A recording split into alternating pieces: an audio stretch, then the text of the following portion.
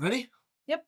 Welcome everyone to another episode of FitFam, and a little different. This week we have the future Miss Natural Olympia, Hello. Nevaeh, and you're supposed to say and Doug the Formulator. Oh, and Doug the Formulator. Thank you. All right, this is a really unique FitFam that I'm really excited about because I've invited our daughter Naveah to come and talk about a principle that is near and dear to me that I believe in, and then hopefully in the future you'll see some with her and Hillary or even myself on some of these really cool, deep dives and things that she's found out is critical for people to reach optimal health, especially women, and balancing hormones and that. But today we're going to be talking about the principles to actually have true happiness and success in life and how that's developed in the family. So, you ready?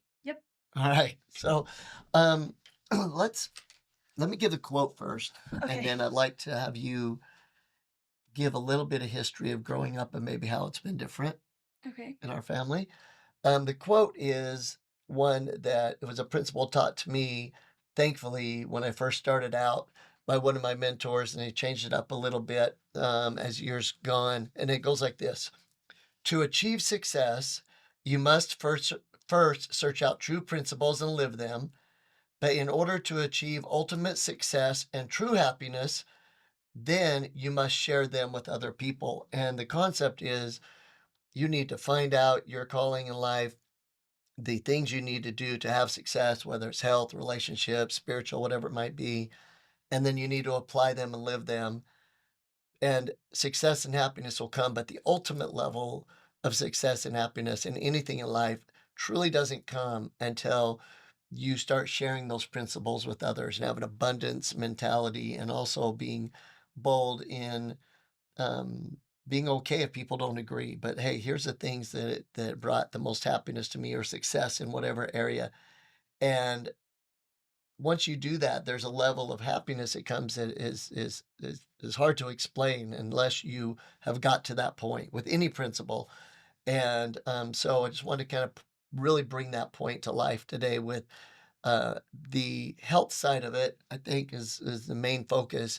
But in our family, me and Hillary really believed heavily in the health principles. And so when we had Nevaeh, she automatically got exposed to that and taught those principles, the systems to have energy and optimal health and that. And it was very different than a lot of friends growing up. Yeah.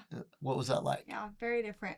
Well, I mean, I make a joke all the time when people ask how long I've been in the industry. I'm obviously a really young um, coach and business owner, but I always tell them I've been in it for 22 years because for as long as I can remember growing up, it was every every part of our life. Like our vacations were business trips for health and fitness, or my mom was competing, or something along those lines. And so I feel like it never really occurred to me how different we lived until I started to realize that like my friends didn't have the same principles in their household a lot of the time.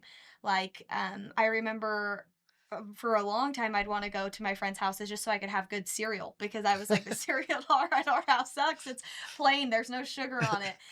Or like peanut butter. I hated peanut butter and jellies for the longest period of time because our peanut butter was just plain peanut butter, ground nuts, and my friend's peanut butter was so good. I had sugar in it. And so those were like little things I started to catch on to as I grew up was like, oh, this is different than most people. And like I am learning something different than a lot of people even learn in their later years of life. And started to realize once I left my house and once I left the home that I grew up in that was always talking about health, just how valuable that was to me because my other friends that were going off to college had an extremely hard time with that. They had an extremely hard time trying to figure out what they needed to eat and how to feel good and just like the basics of what would make them feel their best. And I was very quickly able to figure out if my skin was breaking out, if I was tired, if I wasn't doing good in my classes, if I didn't feel my best, I knew exactly how to fix that because I had learned it all growing up and it was just kind of second nature.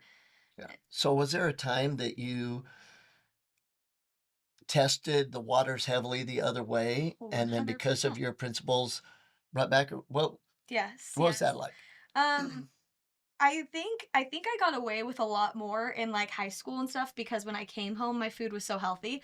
So I Mm. think, like, where my friends would maybe go out and eat, like, crap and then came home and maybe didn't have the best of meals, and I got lucky. I had awesome friends whose parents were really into making whole food meals and making homemade meals, so I got really lucky, but outside of that friend group, um, it was very obvious that, like, that food was affecting people a lot more because when we would go out to eat on like school trips or we would go on sports stuff, I ate whatever I wanted. Like I just ate and it was fine because when I got home, my meals were super clean. And so it didn't affect me as bad as like other people who that was what they were having all of the time. And so like even the snacks my mom would pack for me on trips and stuff were clean and then I would stop at the gas station and I would get the gummies and things, but what I had most of that day was really healthy and so it wasn't impacting me as bad. But when I graduated high school, I mean, I was on my own for the first time. I was going to aesthetic school and I was living with my aunt, who is one of the best cooks. I hands down will say like probably one of the best cooks I've ever Shout met. out to Aunt Tammy. Aunt Tammy knows how to cook some food. And I just wanted to not think about anything. Like I wanted to live the college life essentially. And it caught up to me really fast. I mean, like we Mm. were going we were going out to eat and getting fast food 3 times a day. And I'm like in aesthetic school and really quickly like I have the worst brain fog and I'm literally going to heal my skin and my skin is the worst it's ever been in my whole life. And like I just very quickly realized that my body felt so off because I was trying to just do things completely different than I ever had. Even if like in high school or junior high I would have little things here and there, the majority of my meals were clean and the majority of my snacks were clean because when I got home that's how it was. Mm. But when I left, it wasn't. The majority was processed food. It was fast food. It was things that were easy and fun and fun to hang out and socialize with your friends. And it hit me really hard. Yeah. So you learned the need for consistency, and what you're most consistent with Oh, ends up absolutely. being the result, and that's Absolutely. really cool. And I think once you got off to college and an aesthetic school and did that, it was a really interesting time, and to see you go through that transition. Um, but before then, because there's two significant things I wanted to talk about with these principles in your life, and the first was before that in high school, it became very apparent that your athletic ability, one, I think, give it to you a little bit genetically from probably your mom, but your speed Hey, and you have the all fast that. twitch muscle gene. That the jumping maybe, but yeah, but the ability to perform in sport because of the fact that you were an athlete and you had an athletic build, but the lifestyle you lived gave you that extra, and that For sure. extra is what allowed you to like we expected you to win every race because you usually did in track, and if it was come from behind because of lightning legs was her nickname, and then in basketball, Do you know who came up with that nickname? um, Is it very clear who yeah, came up with that that's it. nickname? But it was that was a very powerful thing, and I think people can expect that if you live certain principles and you practice and you follow the right systems, you're going to get results. And I felt that way with track with you. But the thing is there was another sport that the tenacity of life and the principles really came through, and that was basketball. And tell us a little bit about what happened, You want my the story of injury injury injury story? story. Yeah. I'm gonna be honest, I do not feel like I trained harder than anyone else. Like, I actually, when I think back to like sports and stuff, I'm like, I wish I would have trained harder. I wish I would have given it more. And I Mm. truly correlate the success I had in sports to just the way I was raised. We were always active in the gym. My dad was always doing plyometric stuff with us. I was always eating healthy. And so I think just that stuff is what was able to push me a little bit further, other than just basic training every day with sports and practices. And I also think going back just a little bit, they had us in something since we were Mm. 2 years old. I was in gymnastics, I was in swim team, and so I think just like that natural ability to grasp on to different movements and adapting to that. That's what I feel like that's where a lot of my gratitude comes in because I don't feel like I was the hardest worker in high school. There were people that worked a ton harder than me and that showed, but I had the benefit of having a lifestyle that my parents gave me. I came home with good meals and we were in the gym as a family. And so those habits really paid off. Now, where I feel like it really hit me that I was going to have to work for it Mm. more was my junior year of high school. I tore my ACL in basketball. And to be honest, I didn't even really like basketball. But my family loved basketball. And so I was like, I'm going to do it. And then all my friends played and I was fast. And so that I kind of had that going for me. I didn't have a lot of other things going for me in basketball though. Like there wasn't a lot of other things that I was fantastic at. So without my knee, I was donezo. Like that, like I didn't have a shot that was like my thing. I didn't Mm. have this insane ball handling. Speed was your I was superpower. just fast. Yeah. And so that like came to a halt completely because I tore my ACL my junior year. So that was summer of the junior year going into my senior year.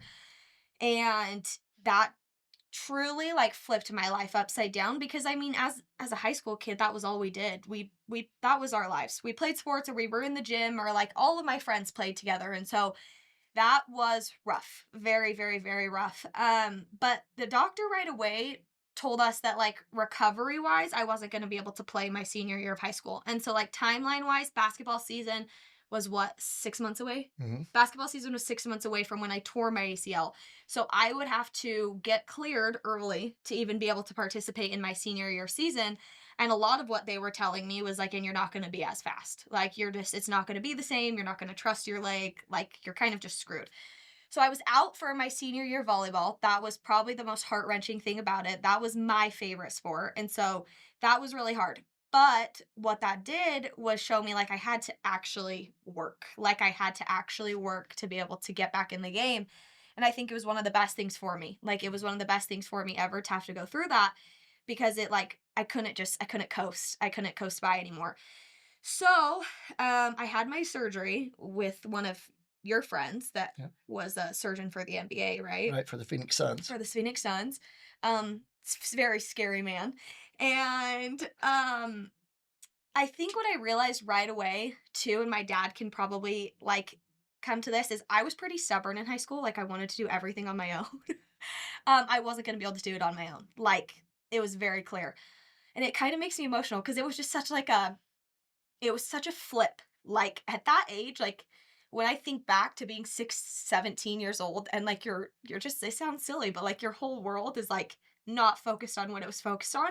And I had to have a complete like paradigm shift where I was like, I have to ask for help. I have to be open to help. And I'm not gonna be the best at this. Like I'm gonna have to work to get to where I was. So I have surgery and it threw me off even more than I thought it was going to. Like, it was pretty crazy. I mean, you have to learn how to like bend your knee again Right. because it was a full knee reconstruction. So it was ACL, MCL, meniscus, everything. Um, but I healed 10 times faster than that surgeon had ever seen anyone heal before. And I purely correlate that to the fact that like I got home and my mom had a whole food meal ready to go. We didn't stop and get fast food on the way home. Like there was none of that. My dad had immediate supplements he was handing me every hour that I was taking from the second I got out of that hospital. And we started rehab literally the day I got home. Like we used that nerve block as long as we could. We did as much as we could while Right. things were still numb as possible. And throughout that whole process, that was such an eye opener for me. And I think one of the reasons I'm so passionate about health, this is getting a little long, but it truly is one of the reasons I'm so passionate about health because I saw what it could do to heal my leg. When everyone told me I wasn't going to be as fast, I wasn't going to be able to play again, I was like, and in high school, that was my whole world. So my world was over. Um, that wasn't the case. I was back in 4 months. So they had told me 6 to 8. I was back in 4 and I was just as fast. I was jumping just as high. I was just as fast. And I don't know what your experience was during that whole thing, but it was a lot. Well, it was a lot all around, but my experience looking back at it was the tenacity of seeing that the principles that Nevaeh had grown up with, when it came down to having to apply them, she did. And that was the big thing because she was going to heal no matter what, but she made a choice to heal fast to take advantage of life because life passes us by. And I think so many times in life we with, oh, we can do this later, or it's not that big a deal. And she chose to seize the moment. Like, it's a big deal. Like, every moment's a big deal. And I want to get better as fast as I can, to seize the moment, to play if I can, and to do whatever. I think that's such a good point, is like every moment is a big moment. I disliked when I was in certain areas of my life growing up, people being like, it's not a big deal. Like, you're going to graduate and you're never going to think about high school again. Or like, you're going to do this and you're going to move on. I think it's a really big thing to remember that no matter what phase of life you're in, whatever you're focused on in that moment is a big deal. And I think like, if you have that mindset of like, no matter what, I'm going to execute right now because this is a big deal to me, it can change your life, even if it's not a big deal in the future. If you treat everything like that, Yeah, it matters. it does matter. And, there were some great examples of that. So just like fast forward a bit, you did have extreme success when you came back. And I'm going to play a clip right now of the Oh, geez. state championship game in basketball. And again, this is after Nevaeh's leg is healed.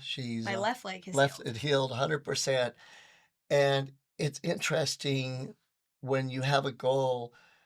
One of the big things is that you have this goal and you think you know how you're going to achieve it.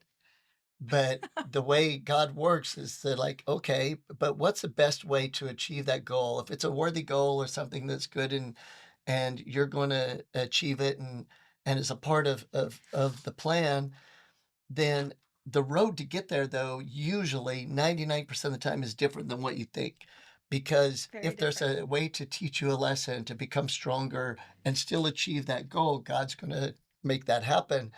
And for Naveah and all the girls on her team, they wanted to win the state championship, and it was a big deal. And in our town, it just hadn't happened. We're really reminiscing here. Yeah. I haven't talked about this in a long Yeah, time. and it hadn't happened basically forever. And there was this need for a revival, just amongst everyone, and the belief within the town and the school. And so we'll play that clip right now, and we'll come back to it.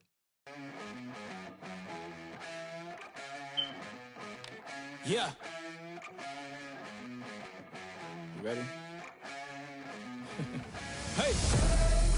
Ashley, put in! Let's go! Back! Samantha Pico is going to get it down to Ashley. Once again, I'm back around. Oh, she'll put that in. Haters reconcile. And she'll get it I'm so off. black Sam and Pico proud. picks First it up. class tickets Aubrey now. Sadie. Feet all in the aisle. Left wide Everybody over there looking in the down. front of Everybody Ashley. get ready when you Ashley rolls up and drown. fires. Look at me, Doug. I'm putting it down. You picking it up. Shaking the minds. They want us to go to college just so we can be stuck. Go to school to make a living. Or teach yourself to make a fortune. Common sense. Welcome to the apocalypse. I'm one of the horsemen. I don't need your endorsement. I don't need reinforcement. Giving you your last warning, cause I'm at Drive inside, Grant with the layup. Inside, Clark down to the court. I'm at my That was almost a carry, then she had to get rid of it. Look good, play good. That's how I feel. My dad always 16-9. Here comes All Red, drives the baseline, gives it up. Tonight against St. John's. A little bit of a slow start. 2019 team was fortunate enough to go off the bench. We had the pleasure of talking to her father. All Red at the line. Every practice probably. Sure. Maybe they did hear me. Annabelle Cook being hounded by Nevaeh Grant. She's hurt. I'm about to detonate. Find something new inside of them. So we'll see what happens. Old Sherwood got it back. Pass inside for Momentum has changed since the injury and gone All Red at Team his three. way. That was a nice looking shot. Throws it out to Ashley Sherwood. Ashlyn Clarkson. All Red takes it. Ashlyn Clarkson. And Grant is obviously hurt, but she is gritting through it. Gives it up to her sister. Layup is good. All Red for three. Open rebound. Clarkson underneath. We have a 1-point game. Time. 32 minutes weren't enough to decide a state nearly walked. Oh, found a wraparound pass. In the corner for three. 5 seconds. Drive. Here comes All Red. She Gotta picks get it a shot up. off. Get it off. Get it off. It's up for the state championship. She got it. She got it. Unbelievable. Pima, the state champions. 2A. They storm the court here in Avondale. Russ was saying the basket is good. Coach Westerveld saying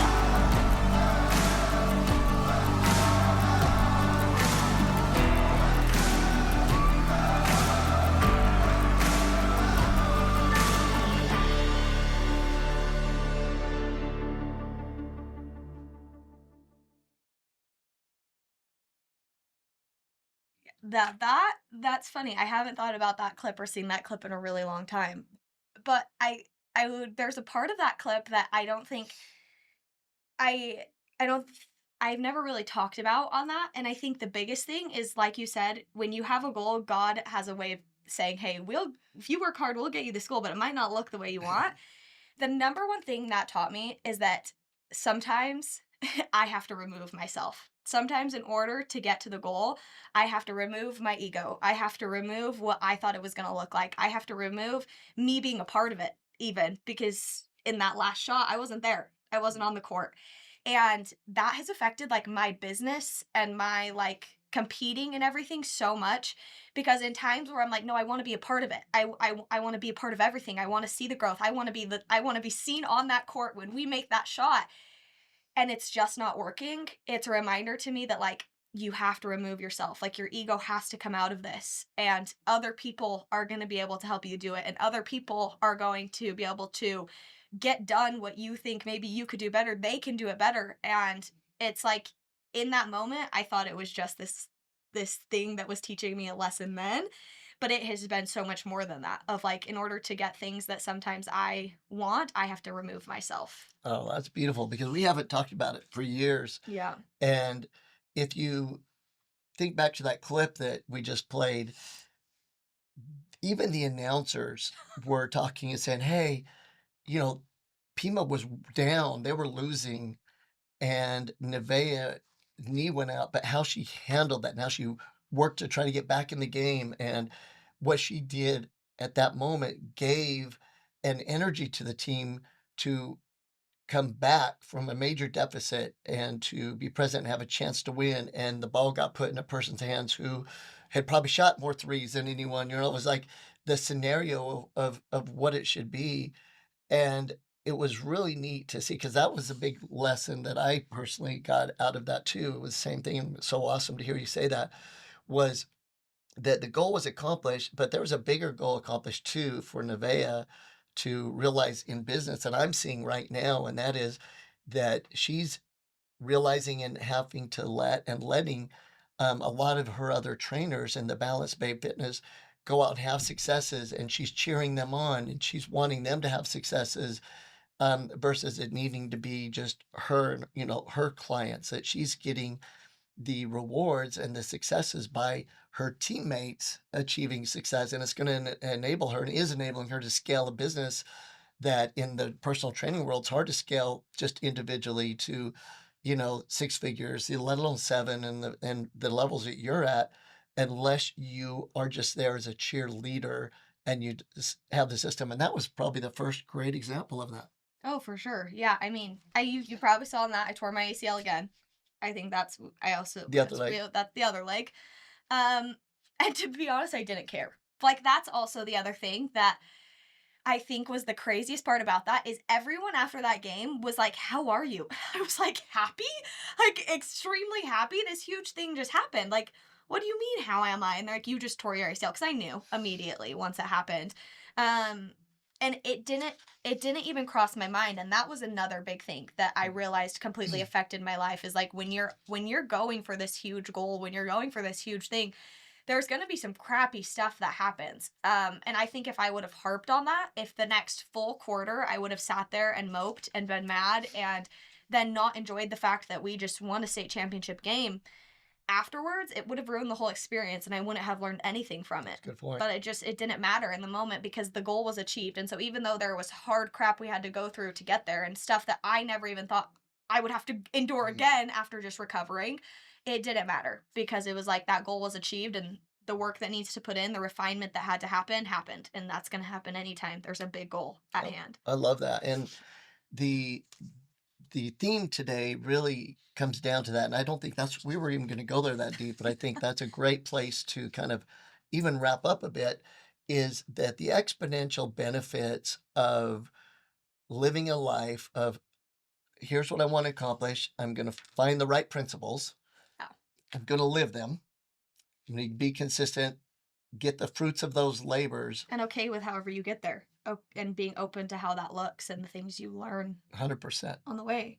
And then sharing with others, which a big part of sharing with others is being a cheerleader for them to truly get great impressed. results, right? Yeah, I think just, and we're wrapping up, but that bled into everything else in my life. Over the last year, me and my husband had a miscarriage that I talked about at Super Seminar. Um, and my goal for this last year was, well, it was going to be in 2026, but my goal for the 2 years was to place at Olympia. Yeah. And that was my goal. But I got pregnant and had a miscarriage. And I truly don't think without something that big, I could have been as dedicated to my season as I was this year. And then it got me on stage and I was able to place top 5 at Olympia. And so Which is that's, crazy, by the way. Being in this sport for decades, seeing someone come and Nevaeh trying to really finding herself and what division she felt she should fit in, from bikini to wellness to then figure, and then rising up into having a goal to place in the top at the top, event on the planet for the year, the Olympia. And to see it happen was amazing. And I love that you feel that way, that you had to go through the hardships and to get you to be able to focus at the level you needed to accomplish that goal. And that's a huge yeah, I think it breakthrough. correlates. I think, and that might be a little bit easier for a lot of people watching this to resonate with than a basketball game, is like it bled into every other area. Like the fact that I was taught growing up, and I think that's where this truly goes to, is like we talked about habits in the beginning. It wasn't just my food and exercise, it was my mindset. Like resilience was like I think that's like the number one thing, like over and over and over again, our Grant family was taught, is like, we are resilient, like we do not give up. And i think I think that's like the number one thing. And through whatever it was, basketball in high school to going to aesthetic school and spending a year and a half there and then not liking it and being lost in the career I had to find, but then realizing I had to go to aesthetic school to realize that that wasn't true health. That wasn't how I was going to truly help women, and then being able to shift. So a whole pivot there to then my miscarriage, and that being what I needed to go through to understand how to get my body and understand my body to the level to compete at Olympia. I think no matter what it is, that's what has also inspired me to do what I do. And it comes back to what we learned in our household. It wasn't just food, it wasn't just exercise. It was resilience and mindset, and that we don't give up. And now that's why I want to teach other women that, because I think that's the number one reason all these awesome things have been able to happen. And I think for anyone who accomplishes super cool things, that's why it's able to happen, is because they were taught resilience or learned resilience from a younger age. And so I think more than even just health and fitness, which I think were huge factors in my life, obviously that's what I built my career off of, it was also to the mindset thing. And I think sometimes we forget that, like, Yeah. And that's a real good point to kind of end on, is that, at Optimal Health Systems on FitFam, anytime I'm on stage that way, I always say, stay hungry, keep chewing, stay hungry, keep chewing. That's kind of the thing, being a nutritionist. But in our family, we've had a saying forever, and it's stay in the fire. It's like, no matter what you want to accomplish in life, it's going to get hot. It's not going to be easy if you really want to accomplish it at the highest level. And that no matter what, you stay in there, you stay resilient. And I think because that principle of staying in the fire, keep chewing, whatever words you put on that in your life, to continuously get up, that if you're really committed to that, you're going to be given some challenges to prove it. And they're not fun ones necessarily, but they're ones that will reap phenomenal rewards. And so Nevaeh, from a young age, and her brothers had to grow up and see that resilience that you wouldn't wish on anyone, but they didn't see it and run from it. It's kind of like an alcoholic father had two sons, and one son never drank because he's like, well, my dad drank. Another guy became an alcoholic because he's like, my dad was an alcoholic. That you can choose when those events come up how you're going to react. But if you choose resilience and you choose to stay in the fire and keep going, then miracles will happen. And you look at Nevaeh's life right now and what she accomplished in high school, and that miracle I know focused on the game, but just that game was this thing to show overall in high school of her resilience. And then into, life and getting married and the miscarriage and bodybuilding, you could use just the figure, being a pro figure competitor and what happened at Olympia in 2025. That itself is its own story, but it continues on, even to the point of her cheering on her other fitness coaches in Balance Babe, and how that's going to create a legacy company that's going to help, hundreds of thousands of women. It's already helping hundreds and not, but hundreds of thousands, I think, in the future. And that's a great way to look at it. No matter what, pick your goals, make sure that they're worthy, but have that resilience, and life will bring you some phenomenal, phenomenal rewards. You just got to hang in there. Yep. As always, this is the future Miss Natural Olympia, Nevaeh. And this is Doug the Formulator. That's it. Thanks, You everyone. forgot to say like and subscribe. Oh, see, Like and subscribe. like and subscribe. That's the important stuff. I like it. Thanks again. Let us know in the comments your thoughts on resilient, maybe some things you've done in your life to be resilient. And we love reading them and just how you have applied them in your life. Until next time, see you later.